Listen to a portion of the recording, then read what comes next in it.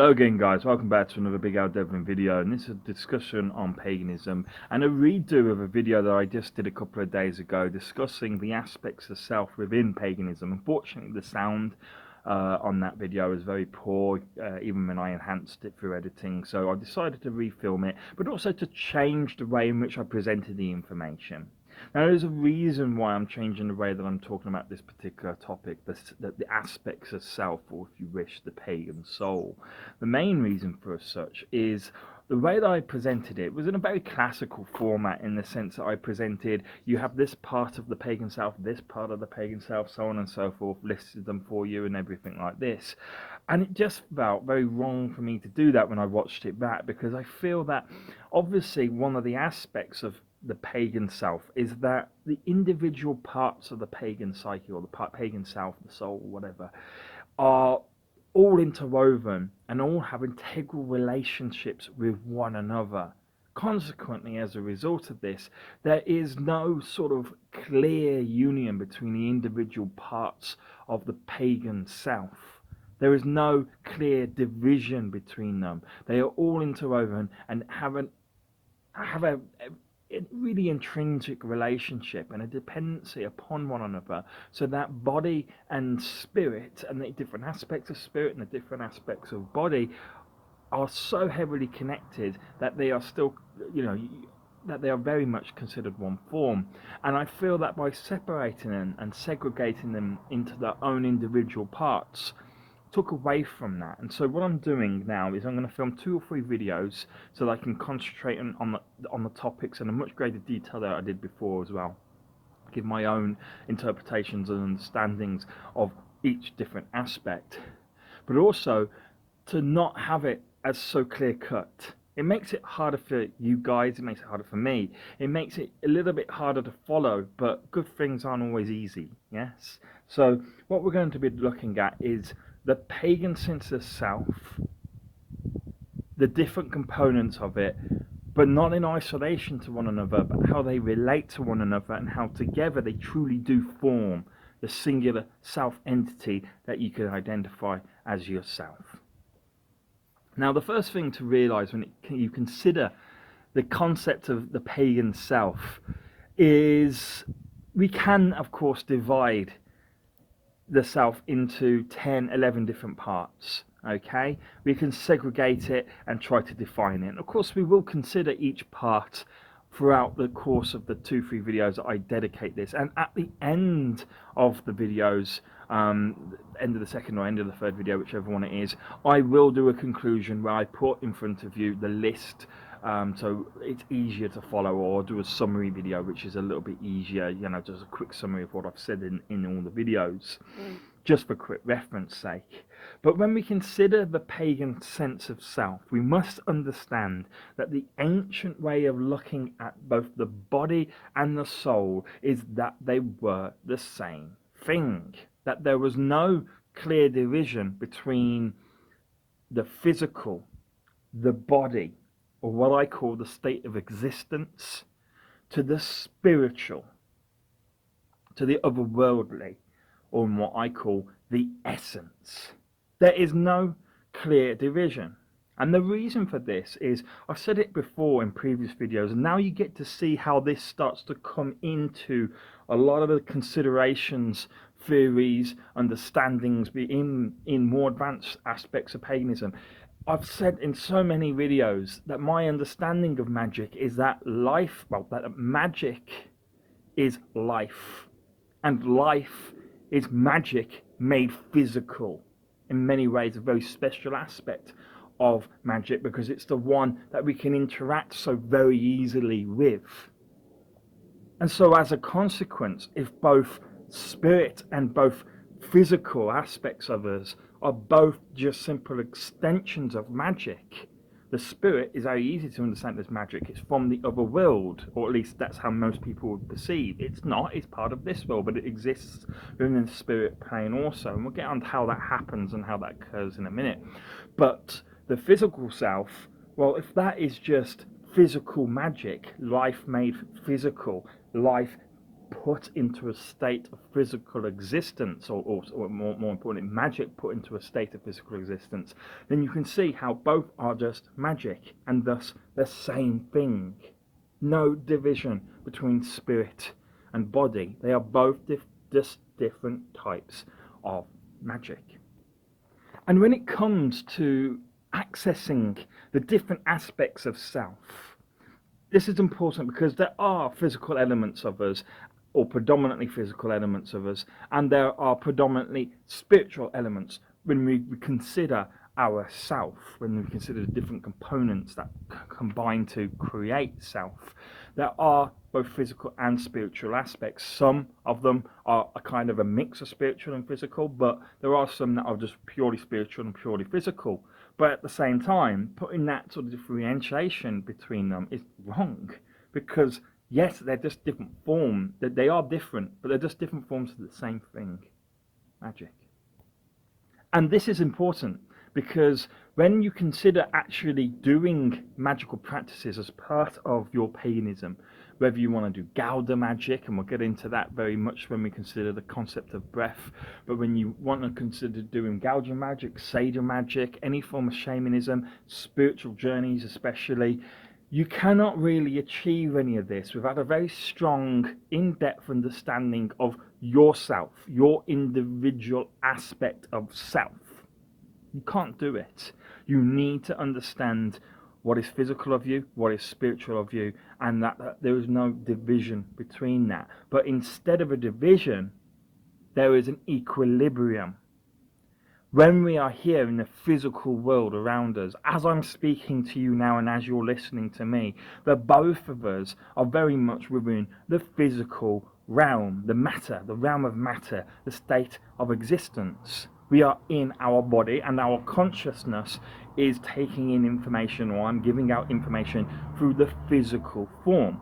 We are in a state at the moment of existence, but that does not mean that we also don't have a spiritual presence also, or a place of essence, a state of essence simultaneous to our physical presence. Now, we may be mostly physical at the moment, but there will still be a part of our consciousness that is heavily residing within the spiritual realms. And what happens is, when you understand that what we have, that existence and essence, is not just a singular linear pathway, but an equilibrium, that you can move from here while still being partially over here, or you can move over here to the spiritual world but still have a physical presence also, which of course occurs when we go on a spiritual journey, when we go on a trance. We leave our physical bodies behind and take them with us, so there's still a big part of us left behind in the physical realm. And so what you see is an equilibrium, and what we need to understand within pagan practice is how to influence that equilibrium to one state or another.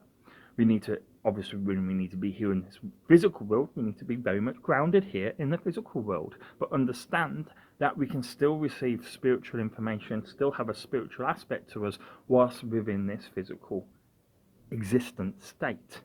But when we want to make a shamanic journey, whenever we want to practice Seder magic, for example, interact with the web of weird, whatever you want to do, then of course you want to shift the equilibrium towards the plane of essence, the spiritual aspect of our self and soul, if you wish.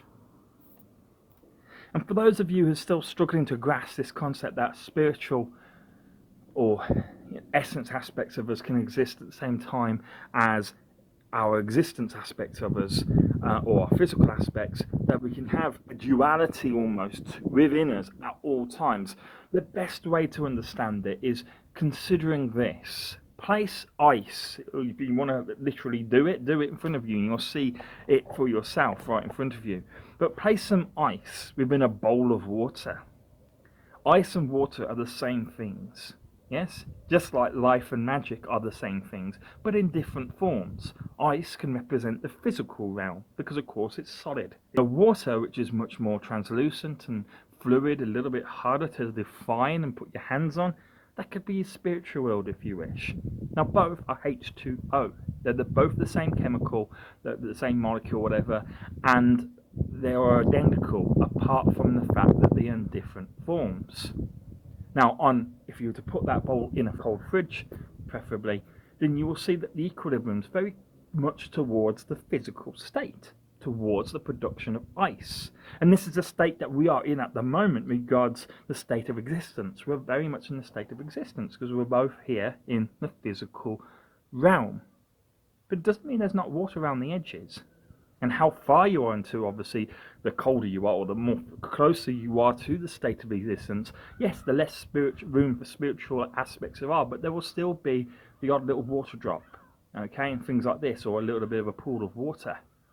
But then if you were to put that bowl of water in, out in a hot room, it wouldn't take long for that equilibrium to shift much towards the side of water or much towards the side of the spiritual. And this is what we do, as I say, when we go into trance. We shift the equilibrium as if we've put water on ice to make it more like liquid water. We make ourselves more spiritual by putting or shifting the equilibrium. And we do that by using some of the aspects of ourself to influence other aspects of ourself. And that aspect of ourself that can influence the state that we exist in are actually three aspects. It's part of the mental state that we have, okay? That aspect which was gifted to us by Honia, okay? The god Honia within the creation myth. And these are thought, memory, and mood. Hugla, Mimi, and Mod, okay? With these three aspects, essentially your head and your heart, okay? With these aspects to ourself, we can force upon ourselves a change in our state. We can force the equilibrium to move in one direction or another.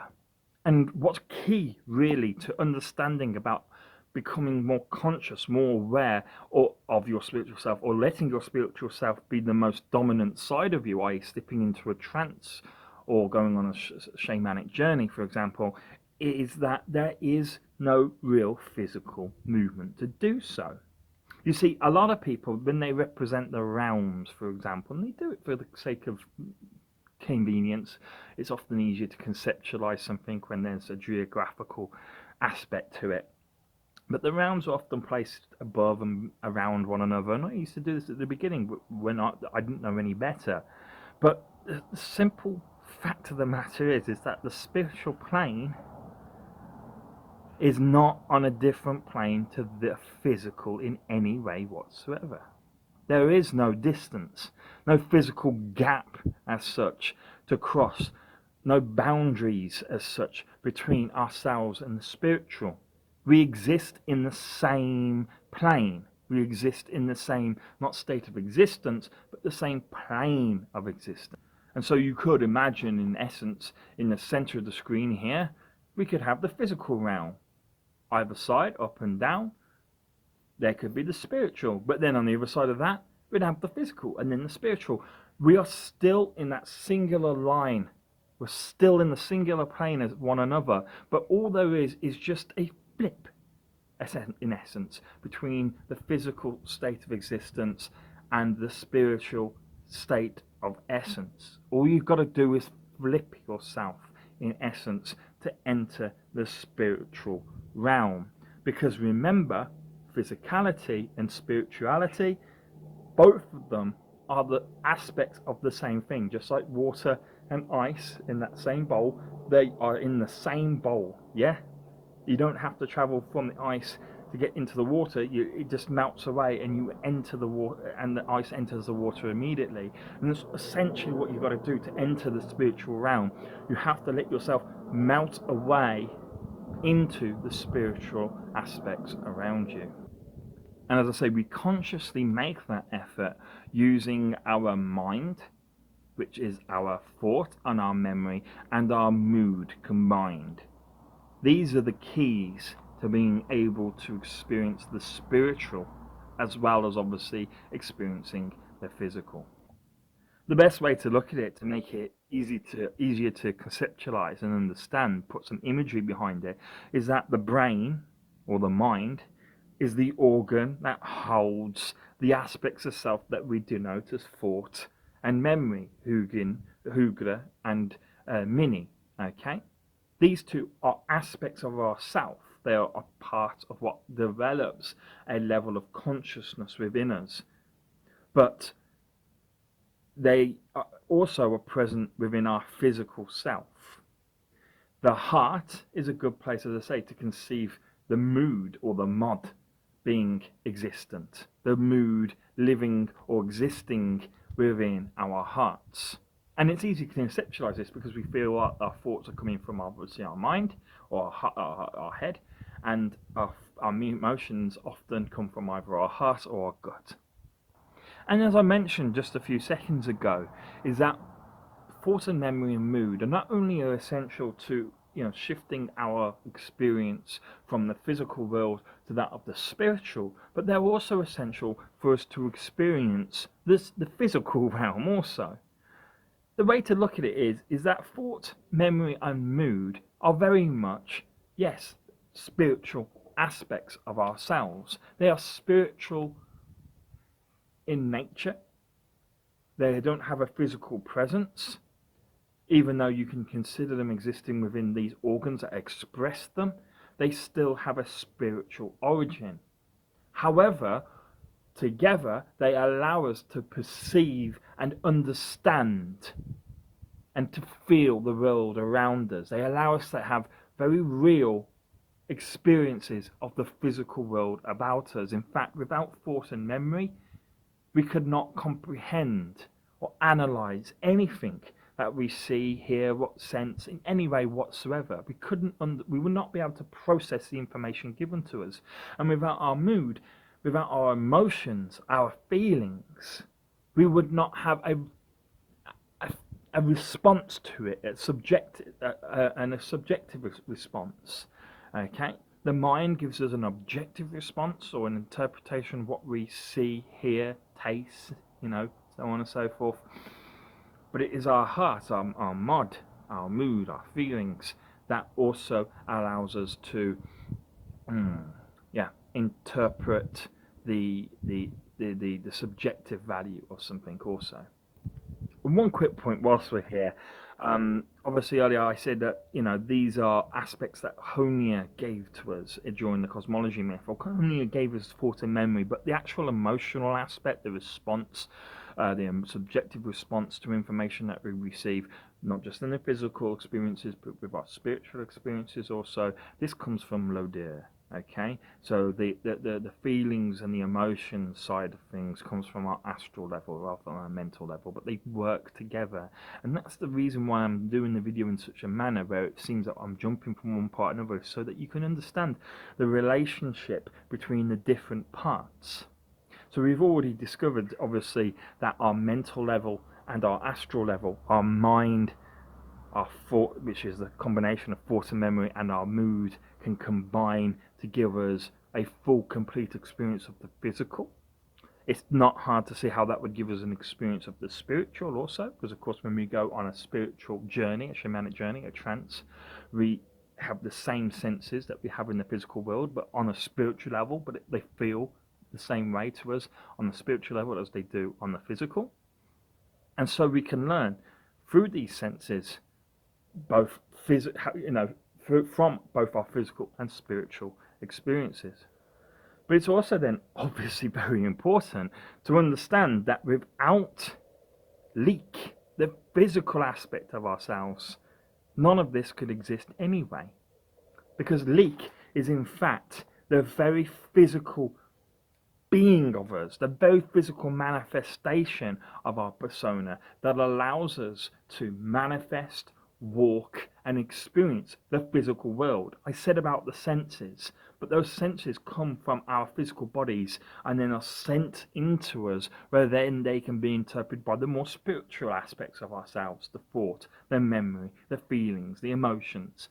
These cannot experience the physical world without a vehicle as such to propel it forwards and to allow it to experience physical things within the world. And so leak, the physical aspect of self, has that very important role of allowing us to experience the physical world through the senses it develops and through the propagation of that information to our spiritual selves. It also, of course, acts as a framework, as a foundation to the spiritual self. And we see this when it comes to breath.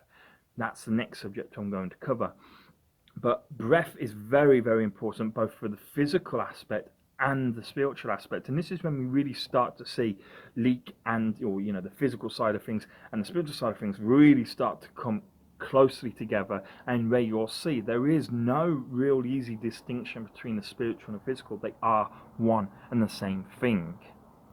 But of course, as I'll reminisce again and again, leak, the body, is an aspect of self that without there would be no foundation to hold, contain, and allow for the growth of the spiritual sides of us.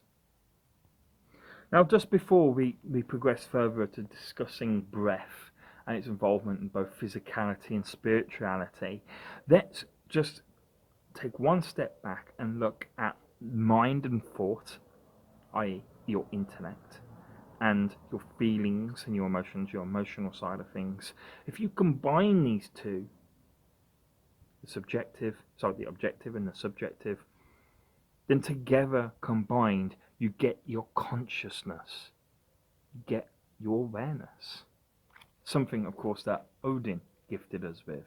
This is the definition of awareness, the combined effort of our intellect, our minds, our thought, our memory, with our emotions, our feelings, and what they interpret together in a combined package. This is what gives us our consciousness and our awareness of the outside physical and spiritual worlds. Now, let's move on to breath. Now, we live in a physical world where without breathing, without air, we would die. And that applies to everything that is living. Everything needs air.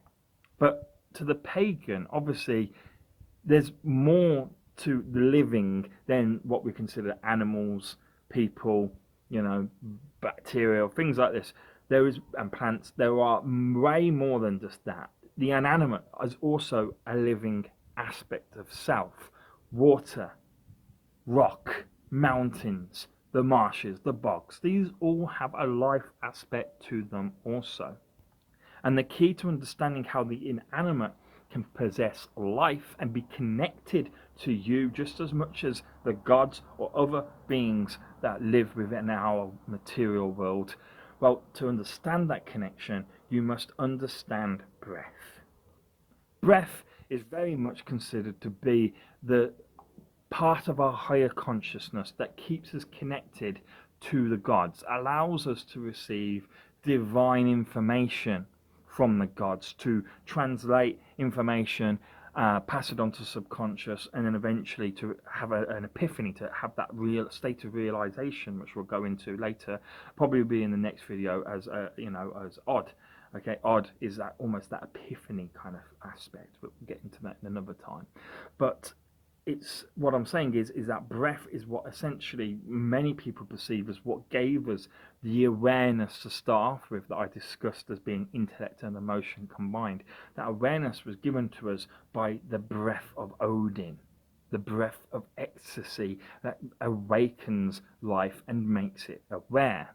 Everything breathes, and I'll get on to that in a minute. Everything breathes and everything has a physicality within the physical reality in which we live. Everything breathes and requires that exchange that is in the breath, not just of oxygen or carbon dioxide or whatever it might be, but the spiritual aspect to air also, and that is hund or ond. Okay? This is present in the air and is just as important to our sustenance, to our life, to our continued presence here, not just as physical beings, but as spiritual beings also, is there within the very air that we breathe and is just as important to us, as I say, as oxygen. But how, I hear you say, do rocks and rivers and streams and things like this, how did they breathe? Trees, yeah, can go with that. Plants, yeah, okay. Photosynthesis. It's not the same as breathing for us, but it's very similar. All they do is they take in carbon dioxide and water and produce oxygen in return. We do the opposite. We take oxygen and glucose, okay, and we turn it into carbon dioxide and water. We just do the opposite thing, but together we have a similar breath, if you wish. Different, but similar. But rocks, the inanimate, how do these breathe? The best way, I suppose, to see it in its most simplest presentation, I suppose, is that, well, rocks are porous, okay? They will take in air, and water will take in air. This is very well known. It will, will dissolve air. But when it does so, it has an equilibrium, like we had before, between the physical and the spiritual. There was an equilibrium between the two. Well, there's an equilibrium between air and any physical presence whatsoever. Everything can absorb air to some degree, and in return give something back. Now, in the case of rocks and the inanimate, it tends to be the same thing that it's received. There is a constant state of equilibrium in the diffusion. So what we say at this point is that their breath is quite weak. Their breath does not contain or produce or sustain life as such. It does not, in essence, contain much of the essence of ond or hond, okay, which is magic, essentially, but magic within the air. Okay, air sustains our physical bodies. Air is the physical magic that gives life to our physical bodies, but hond is the spiritual aspect of air that sustains our spiritual self.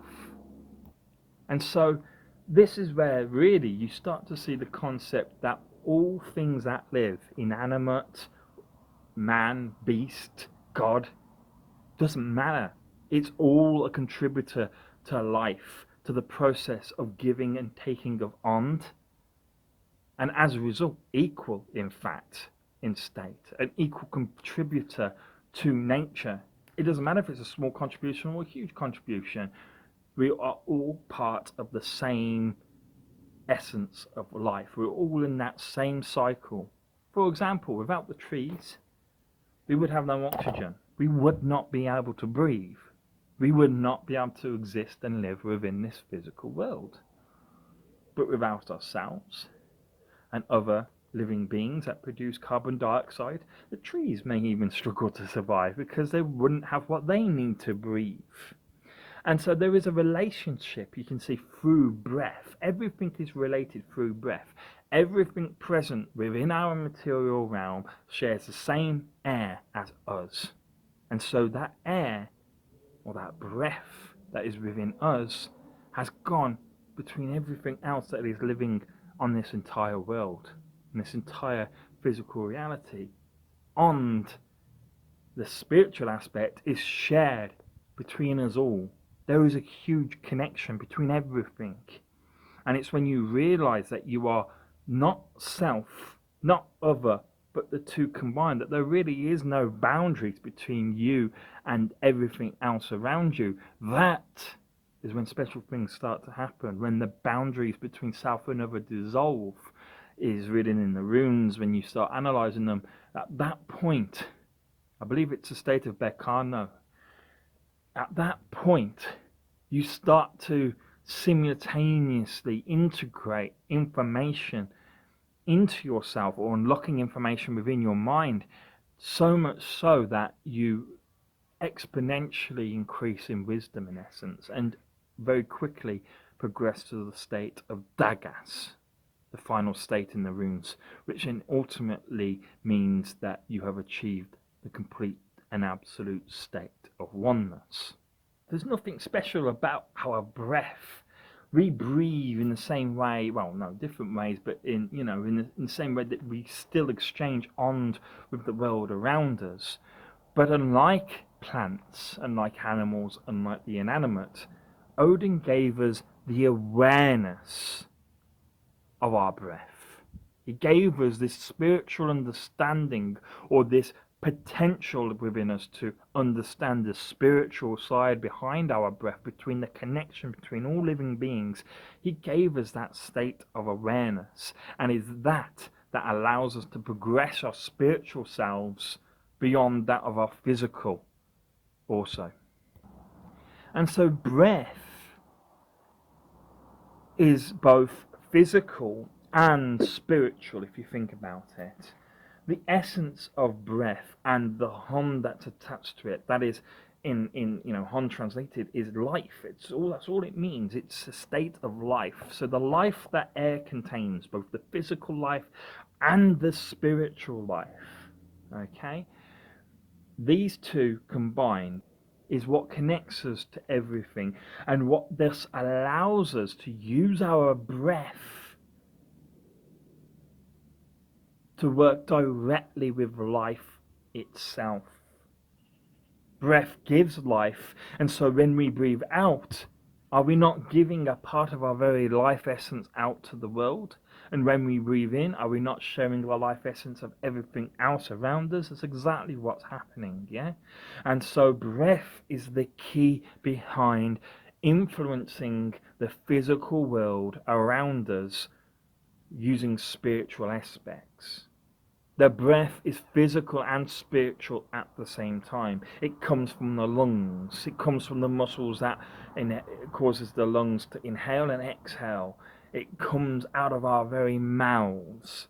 Breath is physical in its very intimate nature, but it is also spiritual. It has this aspect of hand behind it that allows us to express not just the physical aspect of life that air gives to us, but to express our own giving of life through giving our spirit, if you wish, or essence of self, out towards the world. And this is how Gauda works, and other magical practices within all the magical practices in essence within paganism. There's always incantation, there's always some kind of chanting going on within Seder practice, for example, within Gauda, often with invoking the runes. You will pronounce certain vibrations, certain sounds, and it's not the sound that matters, it's not the incantation or the pronunciation that's important. What's important is the breath, the commitment of yourself to what you are doing. And this reflects from the video that I did on what is magic. Magic is you expressing your fehu, your will, into the outside world, giving it a commitment, giving it a direction, giving it an intention, and as a result allowing the process of Reizu, for example, and Kainas to grow your intent into an actual eventuality, an occurrence, another state of existence. And this is how you project magic into the world, how you influence the world through not your voice as such, but as an extension of your breath. Without breath, you cannot make sound. And so the voice just acts as a kind of, almost like a musician's musical instrument. A musician can make beautiful music on a guitar or a piano, but if you haven't got the instrument, you can't do nothing, yes? Well, the voice is the instrument of the breath that allows you to express your will behind the whatever you're trying to do within magic. And breath, along with Hond, are both considered parts of the self within the pagan mindset. They are aspects of your very consciousness. That may seem abstract, but it's not. Hond is life. We all live. We all exist within this state of existence, yes? So we must have Hond, that value of what is life. And we all breathe, as I say, through our lungs, but also the inanimate also breathes to an extent.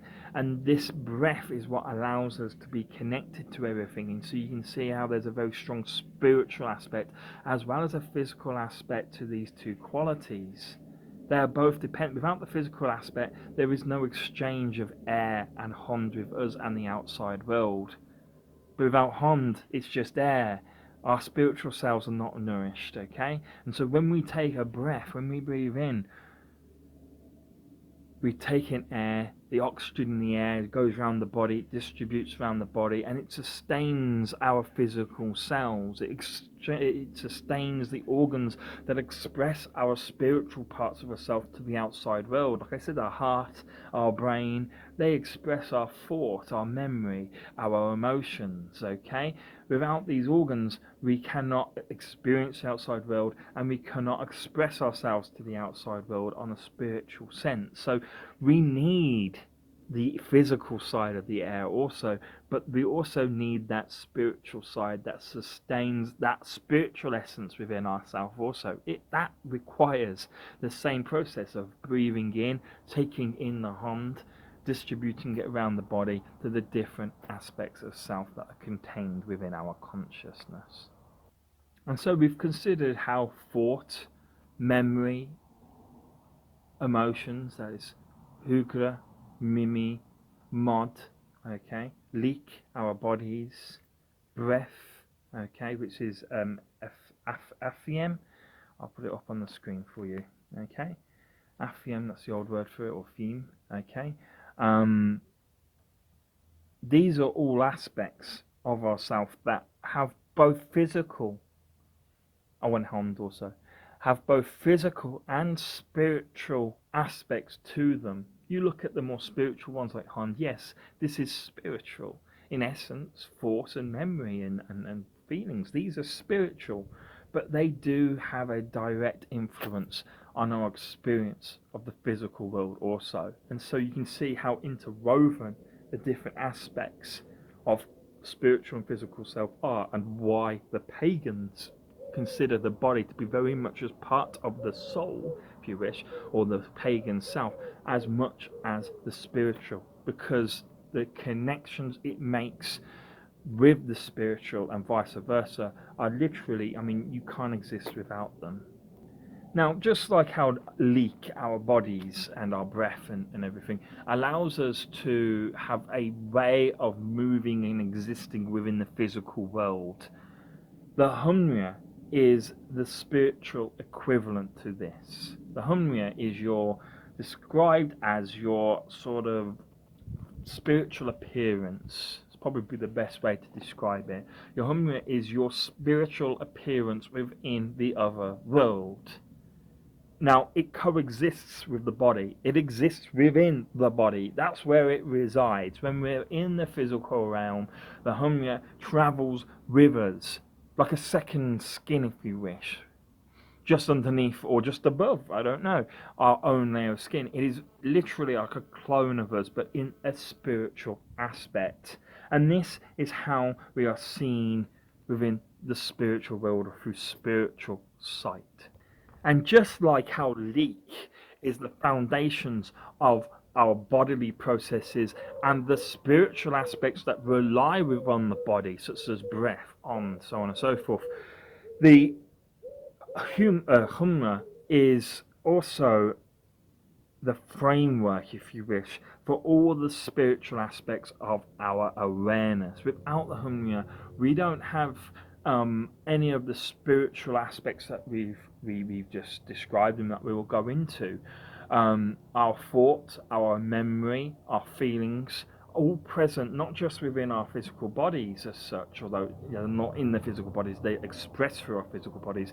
They're actually contained within that Humya, which then resides within our physical body. That's the most accurate way of describing it. So we have a spiritual self within ourself that contains these spiritual things that I've already just described. And so you can see how breath is important, as I say, not just for sustaining our physical bodies, but our spiritual framework also, that is the Humya. Now, the appearance of the Humya, as I say, is typically ourselves. Okay, and the reason it exists is just like our body, the leak aspect of ourself, allows us to move around and experience the physical world through its variety of senses, is the Humya that allows us to move around, travel, and experience the spiritual world. It is the Hunya, essentially, that is, in essence, our higher consciousness, okay, that is sustained by Ond and was given awareness by the breath of ecstasy from Odin himself. This is what the Hunya is. It possesses our very consciousness, our awareness within it. This is, in many ways, I would really personally understand it, the very closest analogue within paganism to the soul itself, because it contains the very essence that is us, and every essence that is us, bar our physicality. But, like a lot of the spiritual things within paganism, it has physical interactions.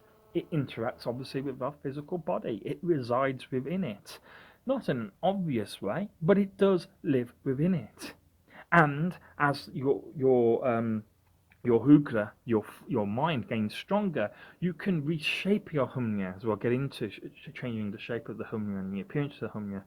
You can change it with your hugla, your thought, okay, and you can change it and shape it within your physical essence, so that you can have a spiritual interaction while still within your physical state. You can blend those minor, that thin veil between us and the spiritual world. Remember, the spiritual world is on our plane of existence. It's not separate. It's not up there. It's not down there. It's in that way, that way, that way. It's in all the same areas that we would be able to travel, in essence, in our physical bodies. Okay? And that's important, that we don't have to move into the spiritual world. We only have to shift ourselves within ourselves to be able to be aware of the spiritual world. And the Hunya allows us to exist partially, or parts of our senses, within the spiritual world, whilst still being present within the physical. For example, you might, when you're out and about, you might get lost in the woods. Typically, according to myth, those which, when you would most typically get lost in the woods, it would be due to piskies, causing you to be pisky-led. That's the term, pisky-led. The piskies, as the pixies, the fairies, the little people, or the Tuatha De Danann, as they should be called, take you into the woods or wherever and make you get lost on purpose. Okay? They take you, in essence, partially into the other realm, and force you to lose all sense of time and space around you. In such a case, it may be worthwhile you actually invoking your Humya and invoking the eyes of your Humya, so that you see not with these, but with the eyes of your spiritual self. And in essence, as a result, you would see the piskies. You would not be fooled by them. And so this is one of the ways in which the Humya can be brought into the physical realm for a particular reason. Others, spiritual healing, when people lay their hands on someone and want to interact with the Humya of someone else, say you've got some kind of malady, there is a belief that in shamanic healing you can invoke your own Humya, say the armed aspects. You don't grow arms out your chest, the fingers and that were within your very hand itself. But when you contact that person, you're not just making a physical contact of placing your hand upon them, but a spiritual one also. And we see this also a bit more sort of at a distance with the Hugra also. The Hugra is a thought, and the thought aspect behind ourselves is that when the Hugra becomes strong enough, not only can it shape the Humya to allow our bodies to experience spiritual states of existence whilst within the physical world, but the Hugra can also allow us to make a spiritual impression upon someone else's Hugra. Okay? For example, you can think of someone and they will feel your presence of thinking upon themselves, or upon their own Hugra. You can influence their thoughts in many ways, and interact to some degree. In the same way as being touched by someone, you can feel someone's presence if they've got a very strong Hugra, to make you sort of known that they're thinking of you. But the Humya is, as I say, it is the analog, the equivalent of the physical body, the leek. And it allows us to go on shamanic journeys, to travel. And when we travel in trance states, or whatever kind of state you've got to enter the spiritual world, it is through your Humya that you will travel through that spiritual world. And your Humya will look feel and act just like you, because it is you. It's a spiritual representation of you. It's your doppelganger, your copycat, if you wish, your mimic. But the Hunya is malleable. It can be changed. If your Hugra is strong enough, and in many ways your mini and your mod will interact with it to some degree as well, but it's mostly your Hugra, you can actually cause a change in your shape of the Humra. Okay, you can cause it to change into the shape of something that can maybe travel a lot easier and more. Most typically, what you will do is you will change into an animal within the spiritual world. And the animal that typically you will initially be able to turn into will be that of your Filja. Okay, your Filja is your spiritual guardian that you have from life within paganism, and is in addition a part of yourself. It is an extension of your own spiritual self, but it's interestingly has its own level of consciousness. It is a part of you, but it has its own mind and can and will act independently of you, and will continue to live after you've died, and will separate itself from both your body and the remnants of your spirit that may go into the other world. But more often than not, your experience of the spiritual world, as I say, will be through your Hunya. This is your plane of travel, your method of travel within the spiritual world. It is the way that you perceive yourself and the way that others perceive you also. That doesn't influence it, but it influences your perception on a very physical level. If people tell you you're beautiful, you're probably going to think you're beautiful, or you're big that you're big, or you're ugly that you're ugly, yes? And so your own perception of yourself is not just what's in the mirror. You know, two people can look at the photograph of the same person and see, in many ways, completely different things, yes? It's all a matter of perception. And that's the important bit. Your spiritual self is your perception of yourself, and hence it is malleable. Your perception of you changes over time. It changes as your state of mind changes. So it cannot just change over many years, it can change on a shorter term basis also. For example, this is how your mod influences, that's your mood, your feelings, your emotions, can influence your perception of your Humra.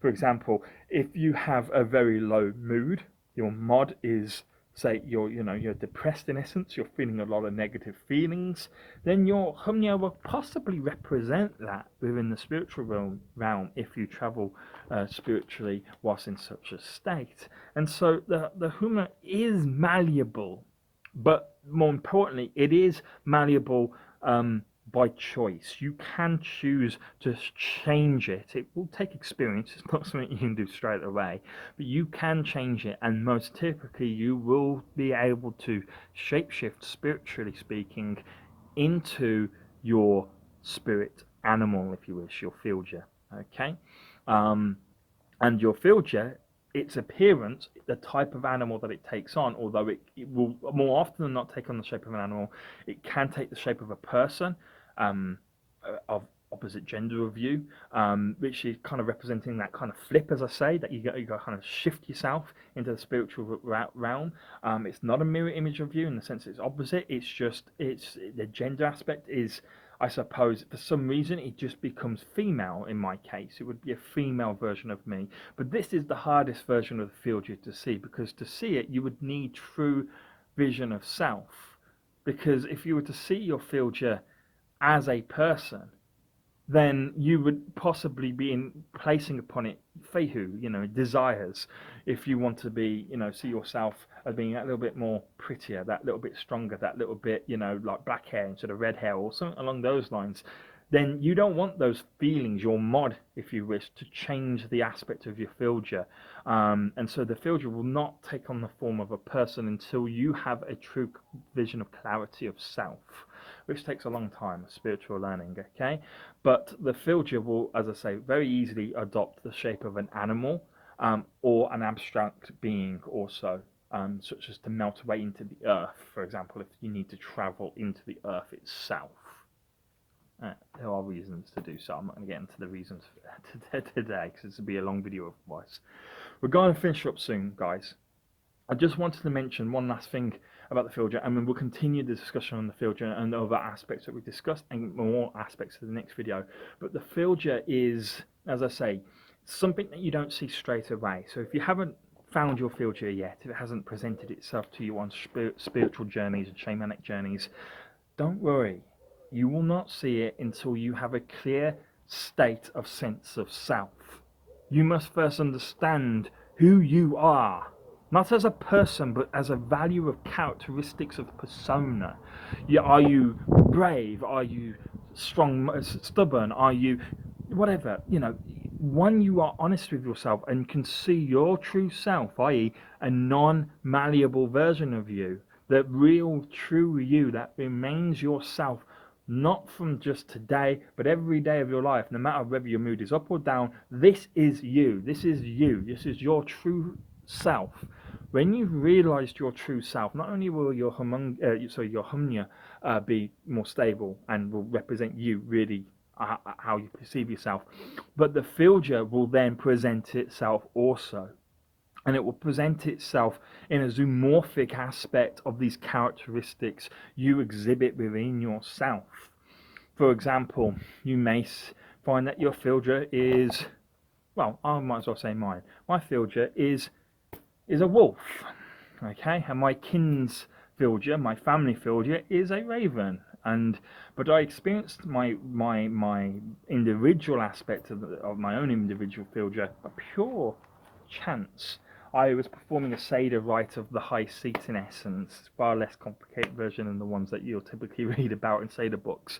But I needed to travel to Helheim for a specific reason, to get an answer about something, make negotiations. But anyway, regardless of what I went for, that's between me and who I spoke to. But to get to Helheim, I weren't trying to, but I shapeshifted my humya into that essence of my filter, and my filter travelled with me to Yggdrasil, where from there I found hell.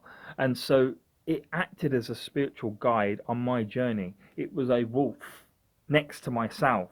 I was the alpha wolf, and it was like a mirror image, exactly the same version of me, but a female wolf, a she-wolf. And together it guided me through the woods to find a tree of Yggdrasil. And so I've experienced that. And then a little while back I tried to make contact with it, and I found it difficult, and found myself actually contacting my kin's filter instead. I kind of contacted both at the same time. I wasn't very focused in my trance, so I ended up being fairly open-ended in what I was trying to do, and that's the problems of being open-ended. You tend to just get whatever information comes back to you. But the nicety of it was that I discovered my family's filter, which is the raven, which is actually quite fitting, actually, because that's what my clan was originally known as, the Raven Blacks, to be specific, so the Black Ravens, in literal translation. So it happens to be.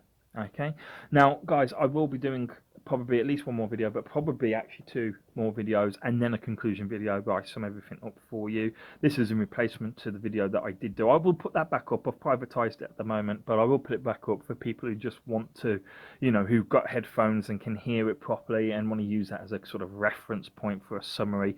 But I might then take it down once I've done the conclusion video, because it'll be very similar format.